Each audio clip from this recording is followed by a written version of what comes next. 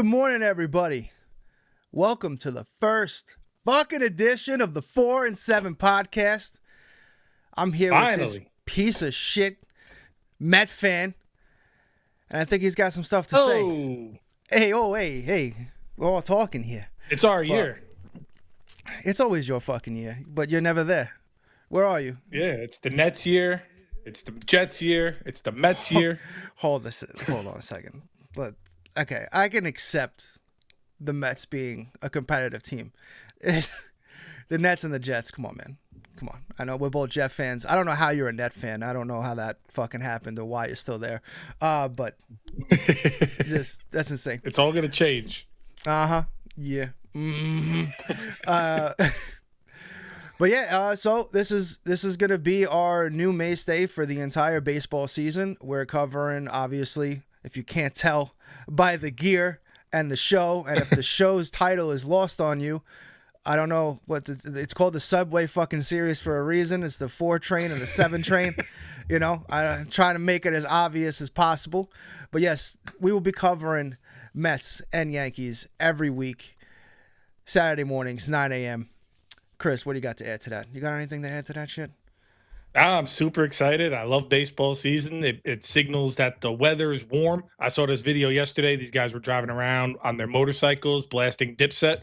And I saw it said that this is the New York version of the groundhog. This lets you know spring is here and that baseball is coming. The weather's going to get nice. It's time, baby. Yeah. It's time. I love spring training. I used to go every year as a kid. My grandma lived down there. I actually have a little thing right here. Jeff Blauser, all right? Remember him? Hall of Famer. He wasn't, but loaded on roids. But he broke his bat. And when I was a kid, he slid this bat under. He gave it to me. And he hasn't stopped talking about it. He said he's so happy that I got it. He knew I was going to be great things. He tells all his friends, every podcast he goes on. He can't stop talking about giving me this bat. I was happy to accept it from him. I love spring training. I'm excited. But it's time to start the regular season. Hi, Abby. Hi, Addie. Kids want a shout out. Hi, babes. No free shout outs. Yeah, that's going to cost you no ice cream for the rest of the week. You hate to see that. Oh, wow, you pull out your best dad ever mug? You're trying to come at me? Hey. Wow. Hey. Okay. It's a rivalry show. Okay. It's a rivalry show. I know what to bring next time. I know what to bring next week. I'm coming for everything. Best dad is mine. The channel's mine. Oh, okay. I'm taking everything. Damn, he's going for it all. All right. I respect the hustle. Baby. I respect the hustle. But all right. I think that does it about for the intro. So let's move on to let's just kick right off the gate. Hot takes, Chris. What do you got for this season? Juan Soto plus 700 National League MVP. This Mets team is going to be an unstoppable train. We're looking at 100 to 110 wins. Juan Soto's 50 to 60 homers, 140 RBIs, 280. He's going to win MVP. He's awesome. And you Yankee fans have not stopped crying about him. It is sad to see. You guys had him for one season. You guys act like it was Derek Jeter. Let it go. Yo. You got Paul Goldschmidt now. Relax. One. I am not one of those fucking moronic Yankee fans that ever complain.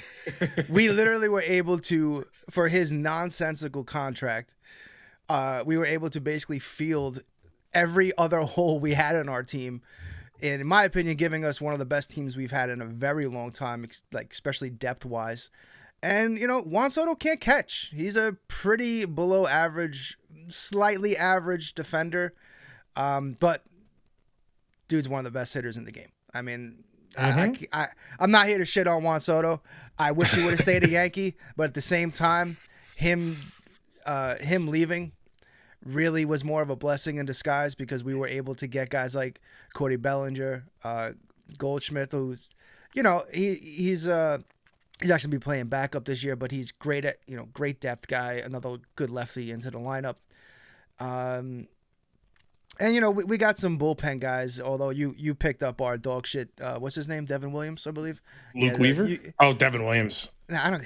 Luke no, you can have Devin Williams and his fucking 80-mile-an-hour changeups that get knocked fucking 500 feet out of every ballpark in the 8th and 9th inning. So enjoy that. Yeah, we'll get to him. We'll get to him. That's gonna be real fun for you. I'm upset that you aren't gonna battle Soto, because I do have like 3 or 4 pages of Soto debate I had ready to rock. So. Oh, okay. All right. I'll toss you a curveball. It is a baseball show, right? So I'll tease some up for you. Oh.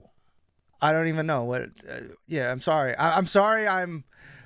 Spoiler alert. I'm a Yankee fan that actually tries to make sense and looks at it as from a, steps back point of view and not just. You're one nonsense. of one. Yes. Thank you. I don't believe the Yankees suck. I'll just jump right into my hot take, and then we can come back to Soto. I don't believe the Yankees suck by any means. I do believe we're a playoff team. I do believe we have a pretty good roster. My biggest issue with the fucking Yankees over the last good 5 years, is I am absolutely fucking sick and tired of the completely analytic-driven thing. Everyone wants to shit on Aaron Boone, but this is the reality. Aaron Boone, if you were to take him off of the team, the next manager would not fucking matter, because it was going to manage exactly how the front office gives him his fucking shit to manage. Everything is by these bullshit analytics. And to me, that's one of the things I just don't like. And not saying it doesn't work, because obviously LA is completely, like, a lot of these teams are completely analytic driven, although LA is just running circles. Their payroll's also higher than the entire WBC. Well, they're just running circles around the rest of the league in terms of how to contract players, and that's a different discussion for another day. But my issue with the Yankees is they are too analytic driven. There's not enough for instinct anymore, or just your eye test. If a guy's out there fucking pitching his, he's clearly, because there are days where you just don't have it. You know what I mean? Like, there are days where you can see a pitcher doesn't have it, and then there are days where you're like, yo, it doesn't matter. No, so I don't want to hear, we had to take him out because he was at 85 pitches, or it's his third time through the rotation. Like, any of that. That is the biggest Yankee curse, and I don't know if there's anything that can be done. I'm tired of us going out and getting these, we'll just use Garrett Cole as an example. I don't give a flying fuck. You do not take Garrett Cole out. If he says he's good to go and the eye test proves it, you leave him the fuck in there. You don't. That is my biggest issue with the Yankees, and I'm sure other teams in general. But Mendoza's big with that too. But he came from the Yankees, so. Again, a lot of teams are on this train, but that's why everyone always calling for Aaron Boone's head. It's like, the next guy, there's a reason why they got rid of Joe Girardi. Yeah, Joe Girardi had his massive fucking book, but Girardi also, led with his gut. I mean, the guy literally fucking benched A-Rod for, I can't even remember his name, who came in and hit a pinch hit fucking home run. You know what I mean? Like, that shit isn't in the analytic playbook, but there's a reason why Girardi's gone, and there's a reason why Girardi hasn't been able to get another job, even though he's probably one of the best baseball minds out there in his age demographic. But teams don't want that shit. Teams don't want a coach to be able to fully coach and manage, and that is the shit that is driving me crazy right now.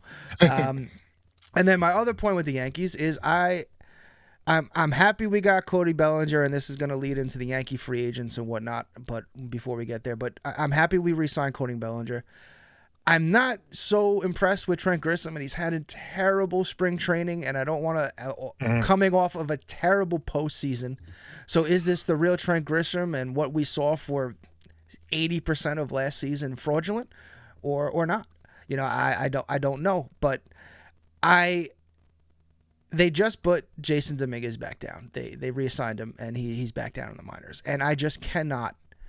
I'm really tired of always hearing about these guys that we have. And Spencer Jones, don't get me wrong, I do think Spencer Jones and these guys will make the team, but I am so tired of us sticking with older veterans and then never trading our assets to get anything of real worth. and it's come back to bite us in the ass so many times because we hear, oh, this guy's the next guy, this guy's the next guy, and it's like they just sit in they just sit in the Yankee system. We refuse to get rid of them for anything that can immediately help us, and we just hold on to these old fucking guys, whether they're contributing or not. That's the problem. Sometimes these guys aren't even contributing, and it's like they're just like, no, he's here. It's like, okay. It's like having a brand new Lamborghini in your garage, and you're like too afraid to take it out.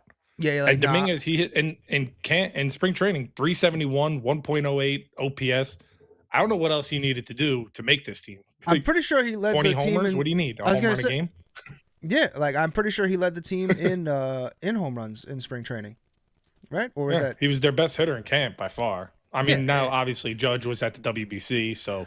Yeah, no, of course. Yeah, I'm not even talking about this. I'm just talking about guys fighting for a spot. Like, how is that guy not on day one? I don't get it. It maybe it's just purely defense because it can't be offense. And they guess, that's the biggest hurdle that they have is they have Stanton. Stanton is the biggest issue for them in general. But Juan Soto sucks. Pass it back to you before. And what's the point of camp if it seems like they already have their minds made up on some of these guys? Like unless Dominguez came out, I don't even know what else he could. Unless he hit like 1,000, never got out, maybe. But it just seems that they have their minds made up on some of these prospects. Like, oh, he's going to start in AAA regardless. Yeah. And just announced that. And it's a switch hitter. He's a switch hitter with speed. Again, it's really his defense, but at the same time, his defense isn't that much. It's pretty much on par with Soto's. So it's like Soto's a guy that defense. But I'm just saying, like, Soto's a dude here's a guy that can get these massive contracts. He's in the lineup every day, and then you have a switch hitter version of him or potential version. And I don't think Dominguez's plate or eye control is anywhere near Soto. Soto, I think, is the best in the game in terms of, he knows what's a ball and what's a strike. But you have a young version of that, and he can't even crack the depth chart. He's got to stay in the mind. I don't know.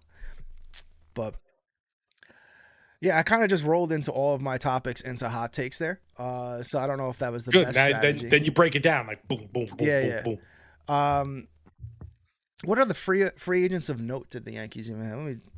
Do you have any other specific hot take before? Because we're gonna do Yankees and then we'll do Mets and then we'll come back. No, I mean I just have. I think I don't have any like super hot takes because I think the Mets young guys are good. I don't know if they're hot takes because McLean came up last year. I was gonna do a thing on him. He pitched really well. He pitched quick for the WBC.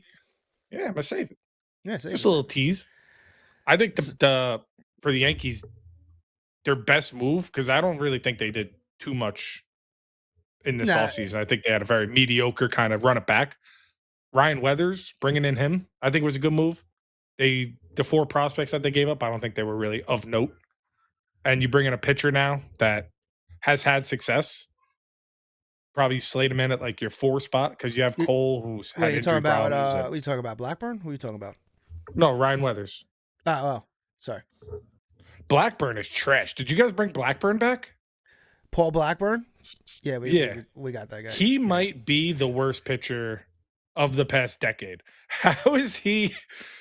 He was horrific. The Mets brought him in. He was horrific. The Yankees, I think, signed him last year, right? And put him in the bullpen. And he would just come in and give up like 4 runs an inning. Yeah, he's a mop-up guy. Why is he there? I don't know. But an inning eater? Like when the game is out, when it's like 14-2, like, bring in Paul. Pretty He's much terrible. But rather bring in like Goldschmidt to pitch. Bring back Wade Boggs, baby. Bring him back. But, I mean, really it was just Bellinger and then the re-signing of Trent Grisham. But Grisham wasn't I mean, he was a free agent, and he came back on a, for his production and everything, he came back for a very team-friendly deal. But it really was locking up Bellinger. And at the same time, I don't even know if that's the right move. He's already 30 years old, and now we have him, I think, till the end of 30. So it's like, I don't know. I really thought they were going to get Pete. I think if Steinbrenner was there, he was getting Pete just to stick it to Queens, stick it to little brother. I really thought. But Pete doesn't play the outfield. But you have Ben Rice. That's the thing. If you would have signed Pete, where does Ben Rice go? Because I guess they definitely don't trust him enough to be a catcher. He fills in for Austin Wells. Austin Wells had a down year last year. I think he's going to bounce back. He actually had a pretty decent WBC, but I think they're going to, if you would have brought him in, which maybe they were considering, but he would have had to been a starter, and I think they want Ben Rice to have that role, which I agree with, man. That's finally one of the ones that they got right. Like, Ben Rice needs to be in the goddamn lineup every day. He could have been DH. Well, again, the DH is a tricky thing because you have Stanton. Sure, that's right. Stanton is that weird cog where, like, dude's incredible. Like, dude's a baller, especially, I mean, it's in the playoffs. Although last year, he had plenty of moments where you're so used to him being the Babe Ruth of the playoffs, and it didn't happen last year. So, but you hear these reports like, oh, he can't even open up a can of fucking Pringles, but he's gonna be starting and he can hit a baseball somehow. I don't know. But yeah, it really was just Bellinger. Nothing crazy. Just jump into spring training. We kind of grazed about it a little bit in the hot takes. Is like Jasson Dominguez had an incredible spring. Spencer Jones had a pretty good spring, but I definitely think that he needs to work on his his plate control because he's striking out too much. But at the same time, when Judge first came up, it was the exact same thing. So it's like the potential's there. I don't know if you saw some of these monster home runs this boy was hitting, but yeah, he's basically left-handed Judge. I mean, in stature. So he's gonna also choke in the playoffs, you mean? Wow, this fucking guy. You want to go there? You want to go there? You want to? Okay, all right. Yeah, no, that's fine. That's fine. I mean, Judge literally was the only reason why he won any games last year. This whole Judge as a choke artist shit is absolute nonsense. What do you do in the WBC championship? What was his numbers? I think he had a good game. Aside from leading them all the way to that, was he 0 for 4 with 3 Ks? But everyone on the fucking team was talking about. The whole team got shut. You got to tip your hat to Venezuela because they beat Japan, who, by the way, Ohtani had a fucking horrible WBC the whole way.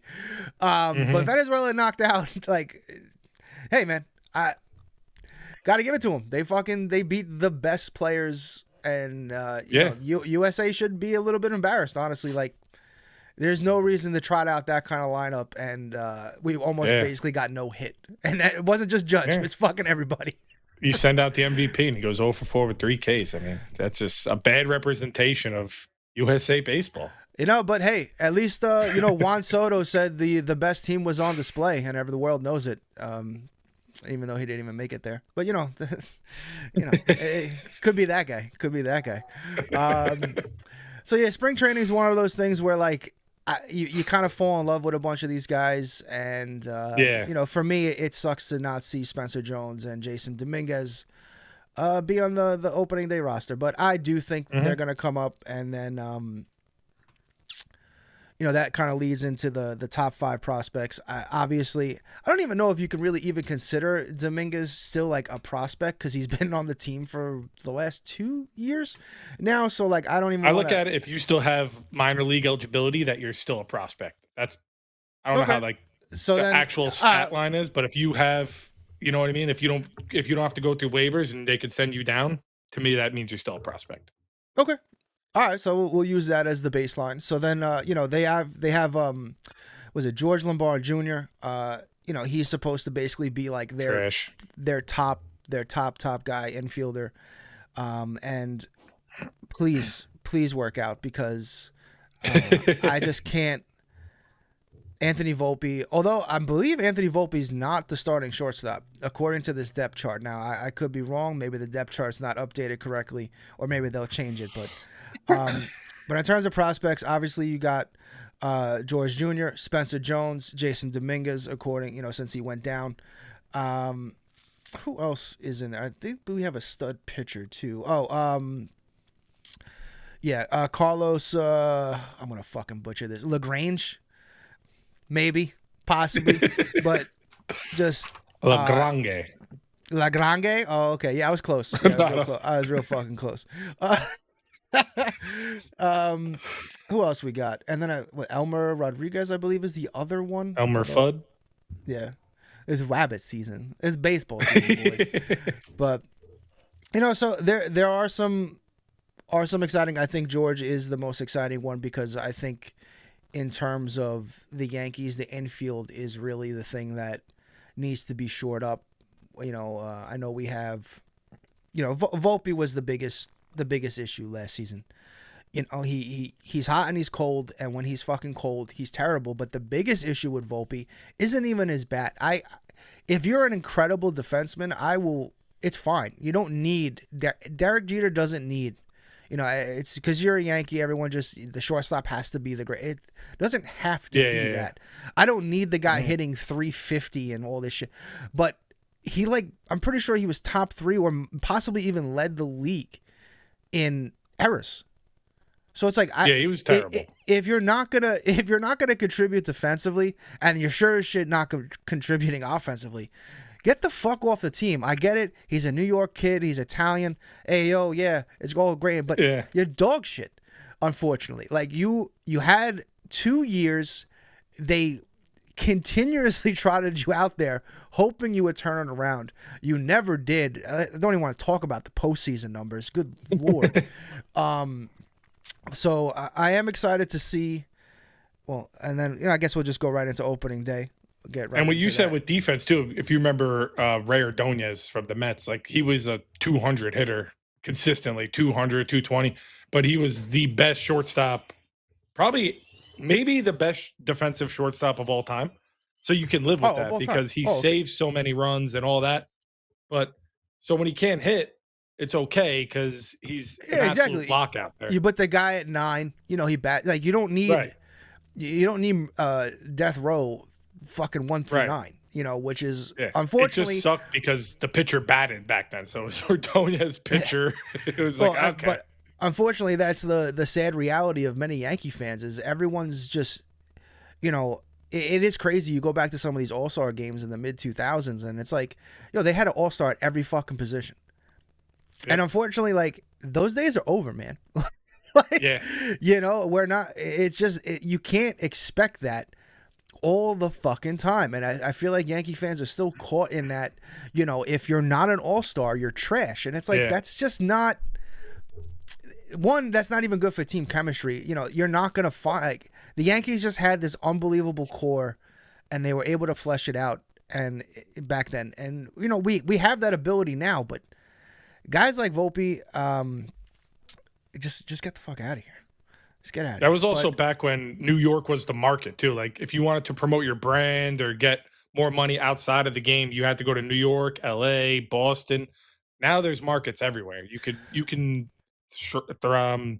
what's that guy's name in basketball? Gilgeous Alexander with the Thunder.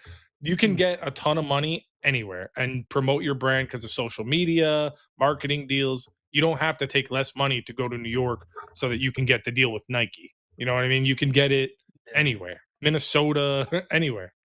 Yeah. No, you're right. But the good thing is, for opening day, we got Max Fried, and he absolutely deserves that day 1 start. Dude was an absolute beast last year. He's the second best pitcher in New York right now. Who the fuck's number 1, buddy? A man named Freddy Peralta. Maybe you've heard of him. The fuck out of here, Freddy Peralta. This fucking guy. But back to opening day,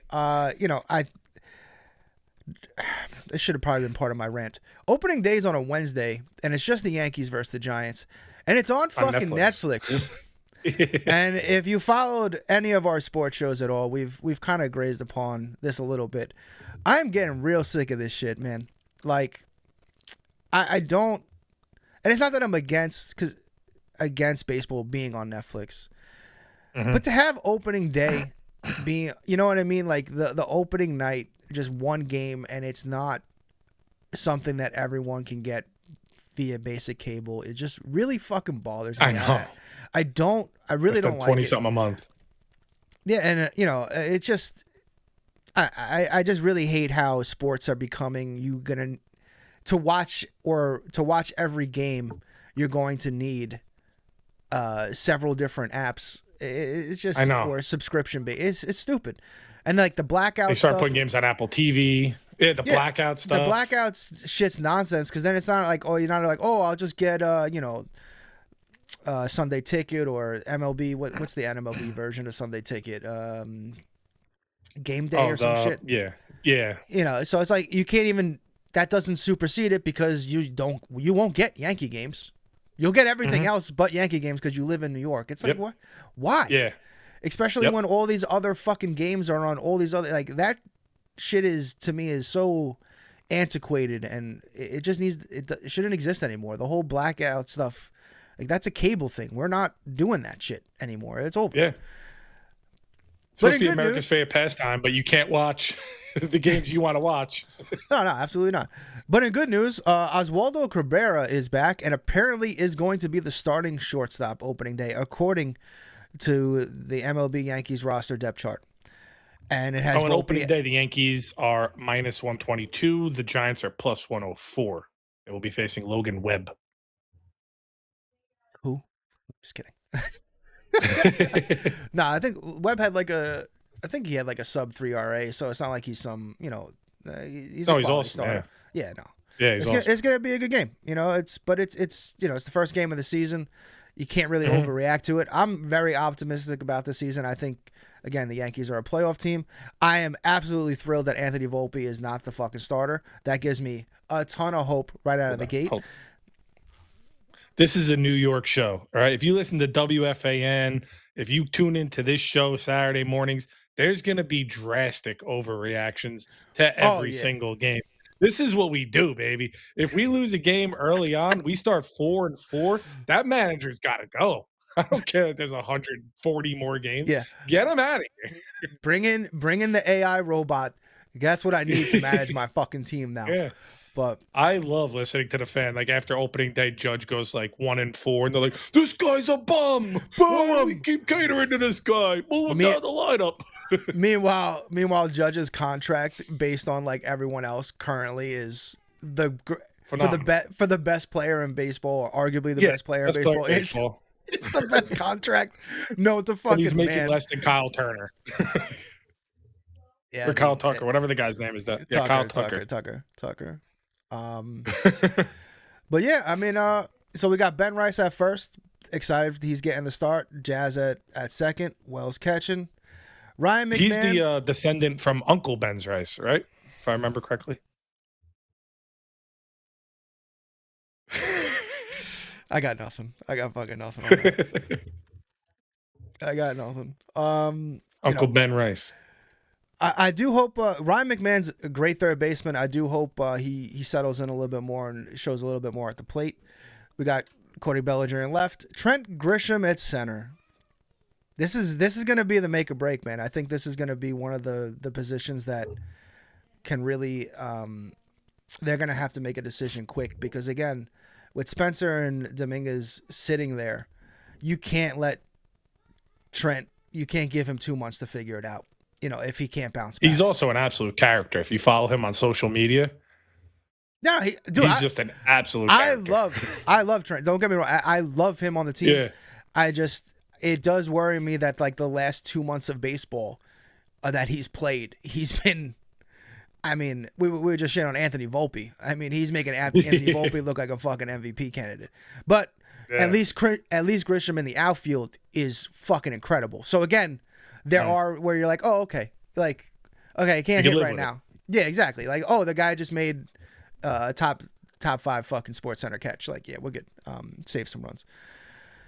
And then, Stanton's our DH, and we'll see how that fucking happens. I don't know. Stanton will probably play. I'm calling it now. Stanton will play for 3 weeks, and then he'll be on the IL, and one of our boys will come up, and he'll be in the DH. I mean, that's the rotation that the Yankees have. That's pretty much what will probably happen. But all right, man. Oh, and I'll give a Giancarlo Alsoli, formerly known as Mike Stanton from the Marlins. What? He wasn't when he was on the Marlins. He was Mike Stanton. Then he changed to Giancarlo. Oh, really? Damn.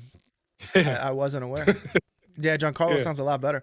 A lot Or they more were just like, you're intimidating. Mike.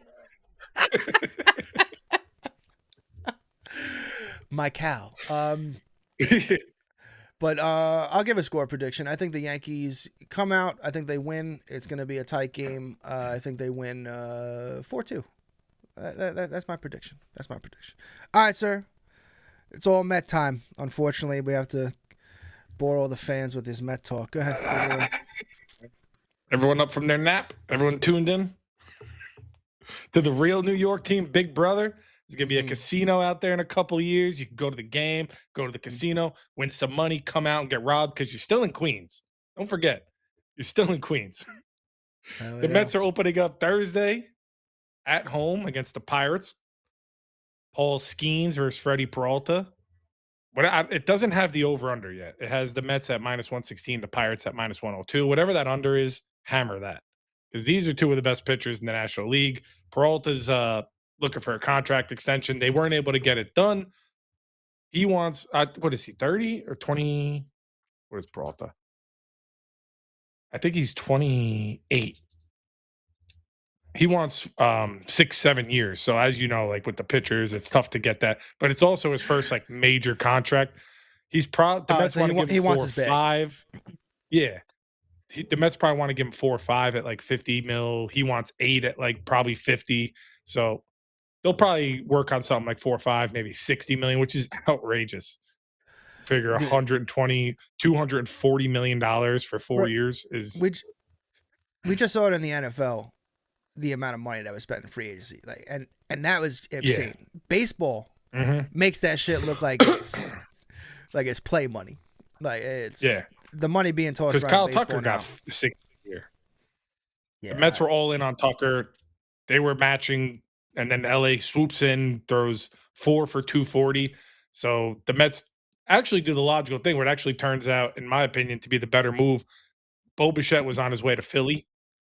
So right when Tucker signed, they did a quick audible, threw a ton of money at Bichette, Dante Bichette Jr. And I love this move. I think now he's been shaky at third in spring training. All right. So moving from short to third, you don't think it's that big of a deal, but it is, because you get the ball hit a lot harder at third. You're playing a lot more shallow. You're not in the holes. Yeah. So when you're a pussy, third base is a tough task. You can't be soft. Can't be soft at the hot corner, baby. Yeah, he had 311, 18 homers, 181 hits last year. So giving him this contract, he's also young too. He's in the prime of his career. You move him at third. Lindor's back now. He played the other day. He played a couple games now. So he's slated to start at opening day. When they traded for Peralta, they traded 2 top 100 prospects. So you kind of figure that they got to re-sign him. Otherwise, it's kind of a weird trade. You trade Brandon Sprout, who was one of their top pitching prospects, who came up and pitched a few games at the end of last year because their pitching staff was a joke. And they traded what was the other guy? Not Ryan Clifford. Another guy they traded. I forget what his name was. The big red dog? Yeah, you get that shit in there. Yeah. Yeah, they traded Clifford, the big red dog. Mm-hmm.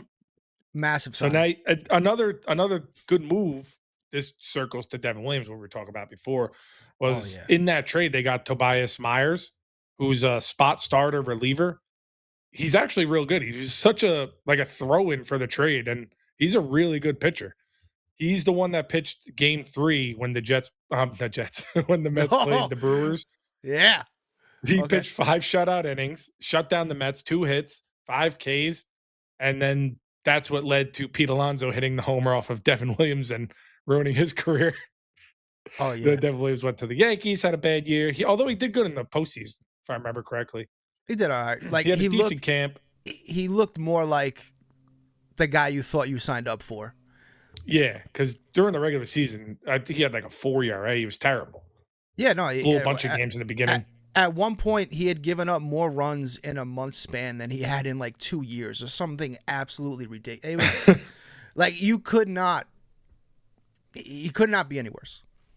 Yeah, and they at the deadline last year, they brought in Tyler Rogers and Ryan Helsey, Greg Soto, all these moves that looked like they needed to make because their relievers were a joke. Their starting pitching was a joke.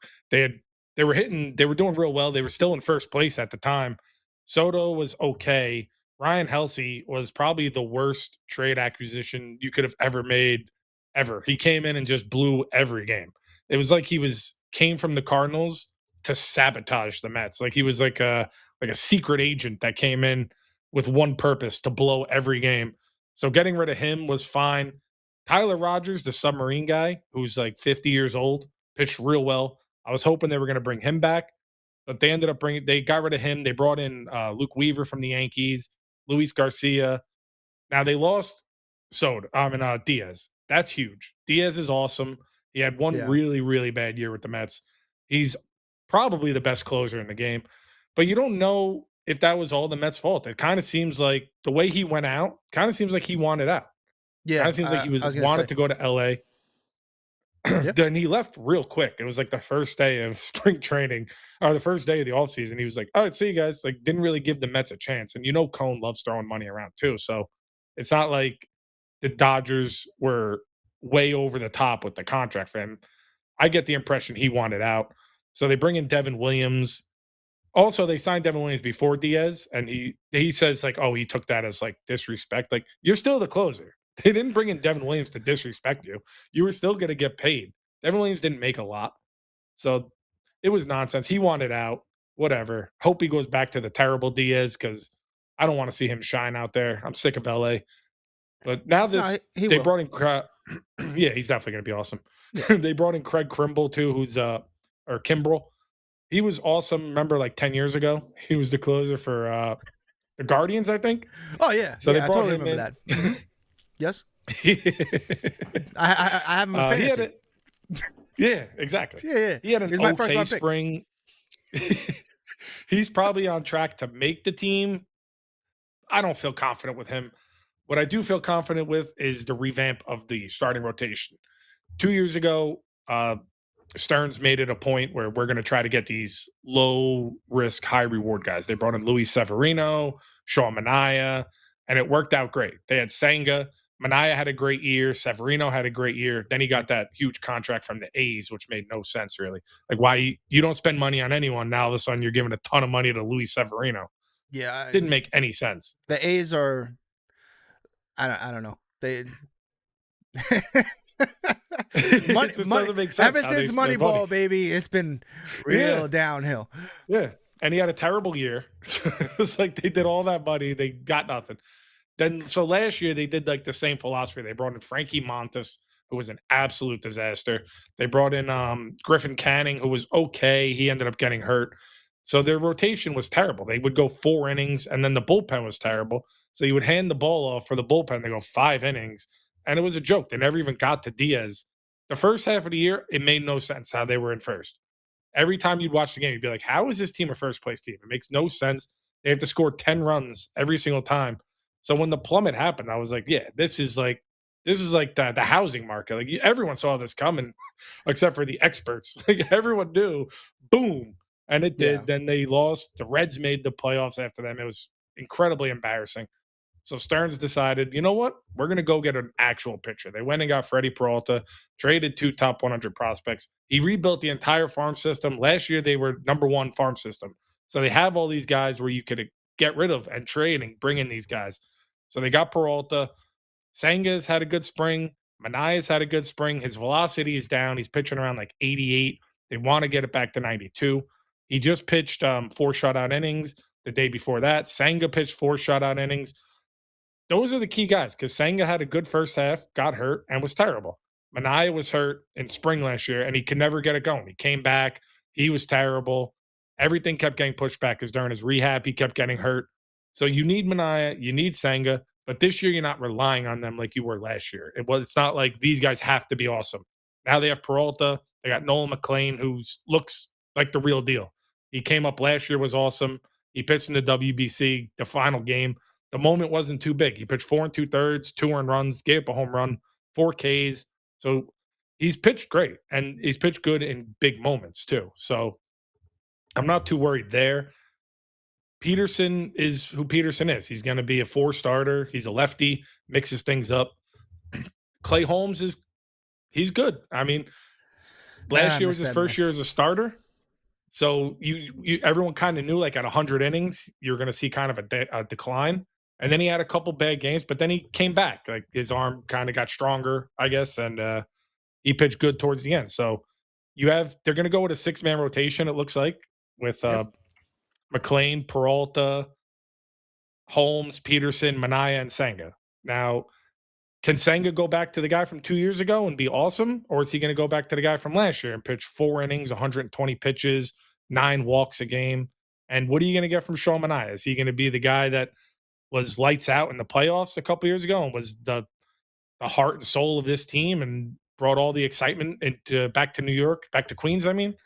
Or is he going to be the guy last year that had a 7 ERA and gave up a ton of home runs? Because 2 years ago, they worked on him to get his arm angle like Chris Sale. And last year, he said his mechanics were bad from the injury, that his arm was sinking too low. So it's tipping kind of some of the pitches. I don't know. But their lineup's going to be great. In left field, they moved Soto from right to left because, as you said, like he's a terrible fielder. So kind of try to hide him out there in left field. They're going to, I hope Carson Bench, who's their number 1 hitting prospect, starts at right. He hit .412 this spring. He's been on a tear. But it's another one of those things. They got this guy, Mike Talkman, however you say it, like the veteran who's not that good. Are they going to start him at right because they want Bench to start in AAA? I say you just throw Bench out there. I mean, he's ready. He's dominated spring. He dominated last year in the minors. Let him start. He's your number 1 prospect in the field. Let him go out there. Let him start. It's the same thing with Dominguez. Like, we're excited for this guy. Yeah. He did everything he needed to do. He checked all the boxes. He's a good fielder. Throw him out there and let's go. Because he's not going to be hitting 3rd, 4th. You're not going to be relying on him like that either. He's going to be batting 7th, 8th because you're going to be relying on Soto. And they brought in Jorge Polanco, a second baseman who they're trying to play at first base now. So they got him. Yeah. So they're going to have some defensive issues because they're moving Bichette to 3rd. They better be putting up fucking 10 runs a game. Yeah. They're moving a second baseman to 1st. And the offseason started, everyone was at Stern's head because they lost Alonso, who was Queen's sweetheart. They lost to the Orioles, which is another weird move because the Orioles don't spend money. Now all of a sudden they give a ton of money to Pete Alonso. It made us all upset because we're like, why are you not spending the money bringing this guy back? He wants to be here, but it just didn't seem like Stearns and Cone wanted him here for whatever reason. He's a good fielder. He can't throw, but he's a good fielder. He's a great hitter, and he came up through New York. They drafted him. They brought him in. Now you have a second baseman playing first because Vientos, who also they want to kind of DH play first, hit 0.43. He's had a horrible spring. He was bad most of last year. He came on strong at the end. So you don't really know off defensively what you're going to get. Like you said, the pitchers are going to have to strike a lot of guys out. You're going to have to rely on Peralta and McLean to whiff a lot of these guys because a single could get the guy to second. You got Alvarez behind the plate. He's a good catcher, but a ground ball to the corner infield could be a double. What else do I got? Yeah, I think that's it. You came to fucking play. I mean, to just piggyback that off real quick before you get into your opening day, like the Yankees are, kind of the same thing. Like Cole just pitched, and they're saying he's coming back. He should be back for the Red Sox series, which is nice. But I think Rodon just started pitching, so he's probably going to be back a little bit later. And that's, so we have Max Fried, and then we have. Oh, I forgot about Rodon. We have Schittler, who was, absolutely incredible, and his stuff is electric. So I'm not really worried about them, but Will Warren has had a great spring. But then after that, until we get Cole and Rodon back, I think what is this? Ryan Weathers' ERA is over a fucking 11 in spring. Yeah, 12 innings pitched, 11.6 ERA, and then Lewis Gill, 2 years removed from winning Rookie of the Year, 19.1 innings pitched, and he's still got a 4.66 ERA. You would think if Cole and Rodon bounce back, Schittler, stays on course, he's gonna have to have a couple bad games. There's no way the kid's gonna be just, what he did in the postseason last year was crazy. But when they get Rodon and Cole back with Max Fried and Cam Schittler, if Lewis Gill steps back up and comes back to form, this could very well be the most dominant rotation in baseball. Especially in those 5-game series in the playoffs, for the early ones. Or even a 3-game series. Good fucking luck where they can just. Yeah. You don't even need the bullpen. Because Fried is just keep Fried's top 5. Yeah, Fried and Cole as a 1 and 1A are ridiculous. And then if you have, Rodon really came into his own last year.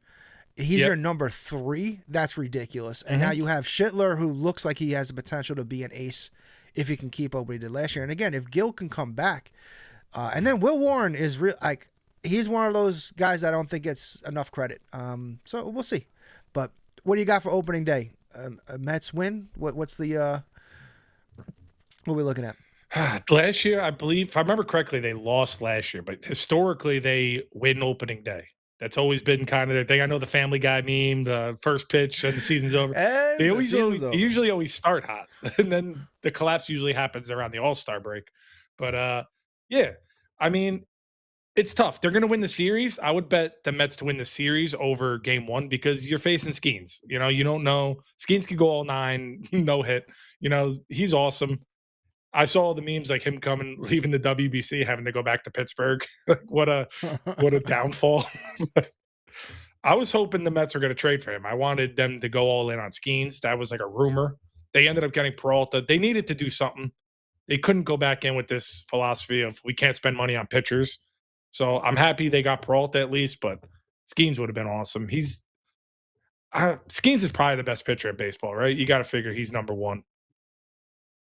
Yankees probably have 2 of the top 10. Skenes is 1. Yeah, can't really. I'm going to bet them to win the series. It's not up yet, but I don't know if I'm going to do opening day. I probably will because I got a problem, but. You have a betting problem? No fucking way. That's crazy. Yeah, it depends how I do with the second round of March because the games are Thursday, so we got the second round today, tomorrow. See what the bankroll's looking like.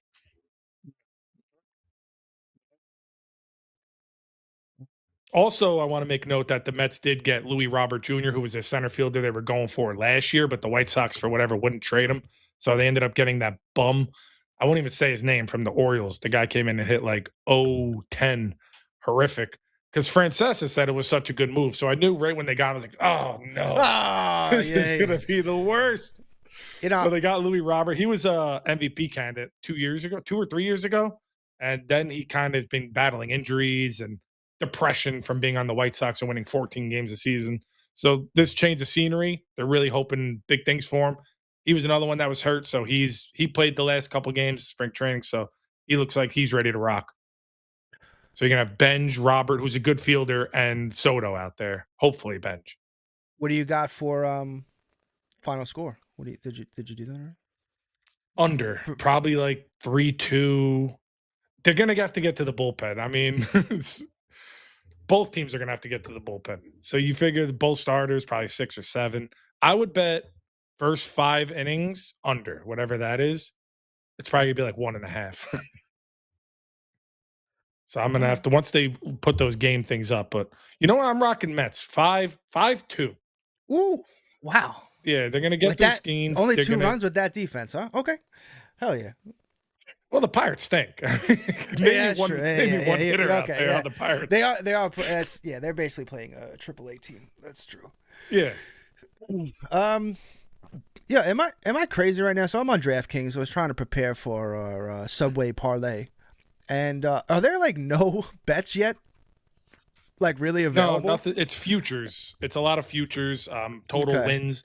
I have I think the Mets and Yankees, the best bet is like 90 wins. I think the Mets are like minus 120 for 90. Yeah. Okay, so we can't do the Yankees 90 wins. What we wanted to do yet. Okay. All right, so we'll have for the division. I have for the AL East division winners, Yankees are plus 175, Red Sox plus 270. They're the favorites. For the NL East, the Mets are plus 135, the Phillies are plus 190. I really wanted the Mets to take Schwarber. If they would have taken Schwarber from Phillies, that would have been awesome. All right, so our Subway Parlay is kind of we'll have to post that up sometime probably as the season gets closer, I guess, because unfortunately nothing. We're starting. Oh my God. This was kind of an epilogue episode to kind of get everyone warmed up of what we're going to be doing and our. Real quick. We To miss the playoffs. This is outrageous. To make teams to make the playoffs. So I'll show you like what the Yankees to make the playoffs -265, the Mets to make the playoffs -290, Seattle Mariners -290. You know what the Dodgers are? Take a guess. What are the Dodgers to make the playoffs? -700. So I said the second highest, the second lowest rankings were -290 for the Mariners. Guess what the Dodgers are? -700. -6,000. What? Yo, That's insane. I'm gonna put $10 on that. And to miss the playoffs, the White Sox are -3,000. And guess what the Nationals are to miss the playoffs? To miss the playoffs? To miss the playoffs. I don't know. The Washington Nationals to miss the playoffs are -10,000. So you have to bet $10,000 to win 100 for if the Nationals don't make the playoffs. That's incredible. -7,000. It's over 9,000. That's just absolute nuts. All right, so I'm gonna take this time to promote. We're not gonna do it today, but we're going to have introduce a call-in segment for this show, and it's gonna be through our Discord. So if you're interested in this, definitely check out our Discord. It'll be in the comments after the video is posted and everything, or just if you go to the Kaiju Live YouTube channel, it's definitely one of the links in there. Join up. And you'll see in the Discord there will be a call-in line. You just go in there, wait, and then we'll pull you over, and you get 20 seconds uninterrupted, and say your piece. Because I'm sure it's gonna be some fun times. We have some special guests. I believe my dad's gonna be a regular on this show. We got my buddy Matt. I think your dad's coming on too, right? From time to time. I'm gonna try. I'll try to get it. If we can figure it out. Yeah. So Big Frank will be here. I mean, there's one thing Dad likes more than Godzilla. It's the goddamn Yankees, baby. So he'll have a lot to say. I'm excited about that. Again, this is more of an epilogue. And that episode. Generation loves to overreact. They're the ones calling the fan, yelling and screaming. Well, the Russos aren't yelling and screaming types. Known for their positive attitudes. I have no idea what you're talking about. Dad is definitely more of the reserved one if we were to compare the two of us. I'm I get a little feisty sometimes, a little bit. And then what else? I think that pretty much I lost about a lot of my fire because the Jets have been so bad for so long. When the Jets were good to okay, I would be screaming at the TV. But sports have just taken all the soul away from me. No, yeah, the Jets definitely, like, if you're a Jet fan, which we both unfortunately are, over the last 10 years, definitely have become, like, you had no choice but to numb yourself to the failures of your team, or else I don't even know how you were, like, supposed to function in society, because, like, you just can't be that mad all the time. Like, there used to be a point in my life especially when I was playing like flag football, and football was a very big part of my life between, flag and then just the Jets and everything. So I was, Sundays were like, we'd win flag football, start off on a high note, and then the Jets would fucking ruin the rest of my week. And at some point, I just said, I cannot do this anymore. Yep. And who started that trend? Rex Ryan, Mark Sanchez. No, Geno Smith. It came full circle, baby. Now he's gonna bring it back. Okay. I don't know. I don't know if I can be. I'll try to bring it back. I'll try to dig down deep. Can bring it back. You gotta find that fire. Light the fire back up. But yeah, so that pretty much wraps it up for today. Again, call-in show. Definitely join our Discord if you're interested. Again, just come on. We'll pop you in, and And then the Subway Parlay, will definitely check us out on sqtsports on X. We'll definitely be posting that up sometime as DraftKings Sportsbooks updates with more parlay type of action. What we want to do is basically take I'm going to pick 3 Yankee legs. Chris is going to pick 3 Met legs for the week. And that's going to be the Subway Parlay. Mm-hmm. I like that name, right? That's a good fucking name. I'm so fucking good at this shit sometimes. You know, I surprise myself. I hope you enjoyed the new layout. Yeah, it's great.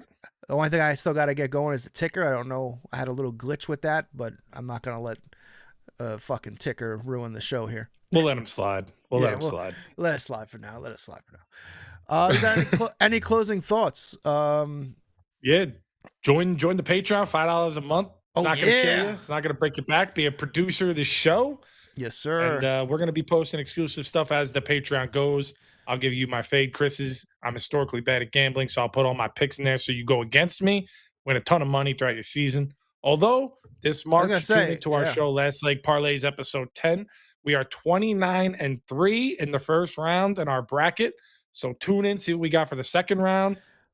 Get your money up, cuh. Yeah, man. No, you guys are fucking killing it with March Madness right now. So, hell yeah. Let's see. I'm shocked. My personal bracket was terrible. We did like a show bracket where all 3 of us, we did 2 out of 3, and it's 29-3. We're dominating. It might even be 30-2. I got to double check. That's fucking crazy. Well, then, whoever's leading the charge, which I'm sure it's not you. Good job.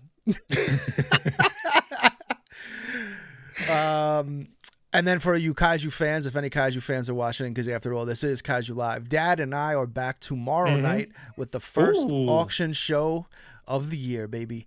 So definitely, definitely tune in. Some auction goodies will be available. And, Dad and I are back for the first show of the year. We're pretty fucking excited about it. Basically, every night, log on to the channel. We got something live going on the channel every single night. It's AJ's building an empire, and it's phenomenal. I'm happy to be on the wave. I'm like I'm on the boogie board, just riding the wave with him, baby. Yeah, this week literally is that. The only thing we don't have happening on something is fucking Monday, because we're doing the auction Monday show we get night. off. Yeah, Monday we get off. Like most New York City pizza shops, Monday we're off. But yeah, that about wraps it up. Mm-hmm. We should have a new catchphrase to end these shows. I don't know. Oh, I think I got it. AIJ, by the way, he is part AI, and he is part human. Still a little bit. Fucking started. God damn it. Hold on, I'm trying to. We have a fun. Oh, thing. That's right. We got a clip. Yeah, I got. If you guys don't know, there's a new thing that they introduced this year called ABS, where the players could challenge on the spot, and it's been doing very well because a lot of these umpires keep messing up. The players challenge it, and I don't know the exact rate, but it's probably got to be upwards of 90 something. I know they were challenging everything, trying to workshop it. So we have one of the best ones. Yeah, this one's brand new, and we're gonna have a bunch of these all season long. So without further ado, like and subscribe and be on the lookout for more content from Kaiju Live. And we will leave you with umpires being replaced by robots. Enjoy, everybody. Thanks for tuning in. You're doomed to fail in the big leagues. Pitch is a breaking ball outside. We had our first challenge, and the where was it? Where the fuck is that? That was right